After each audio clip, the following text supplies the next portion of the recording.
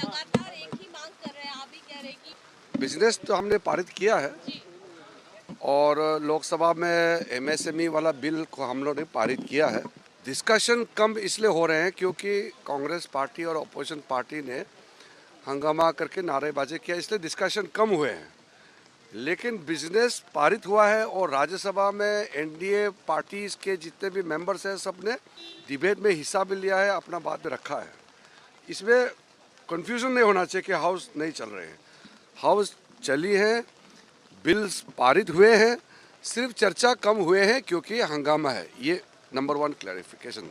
गृह मंत्री जी सुबह से लेकर के देर रात तक पार्लियामेंट में ही रहता है, फिर ये जो डिमांड कर रहा है ये सब नाटकबाजी नहीं करना चाहिए। मैंने सदन में भी कहा है, कौन सा मंत्री कब बोलेंगे, किस विषय पे बोलेंगे, ये सदन तय करता है चेयरमैन के अप्रूवल से। और कलेक्टिव रिस्पॉन्सिबिलिटी में कौन सा मिनिस्टर किस विषय पे बोलना है ये सरकार तय करता है। वो अपोजिशन तय नहीं कर सकते कि कौन सा मंत्री कब बोलना चाहिए। हाँ, हमारा 3 नए बिल आ रहे हैं, ट्राइब्यूनल्स वाला भी आ रहे हैं, हमारे पास माइंस एंड मिनरल्स वाला बिल्स भी आ रहे हैं। बहुत इम्पोर्टेंट बिल्स हमारे पास और है सरकार के पास, उसको भी हम लेके आ रहे हैं। मैं फिर से अपील करता हूँ, कांग्रेस पार्टी के कुछ नए एमपीज भी आए हैं, कुछ अपोजिशन के नए एमपीज चुन के आए हैं, उसको बेचारे बोलने का मौका ही नहीं मिलता है। कांग्रेस का सीनियर लीडर हंगामा करता है और उसके जो नए एमपीज है वो बोलने का मौका नहीं मिलता है। नुकसान किसका है बताइए। सर आपकी FCRA बात delimitation remains government's priority, sir. Every bill is important for the government and every bill is priority.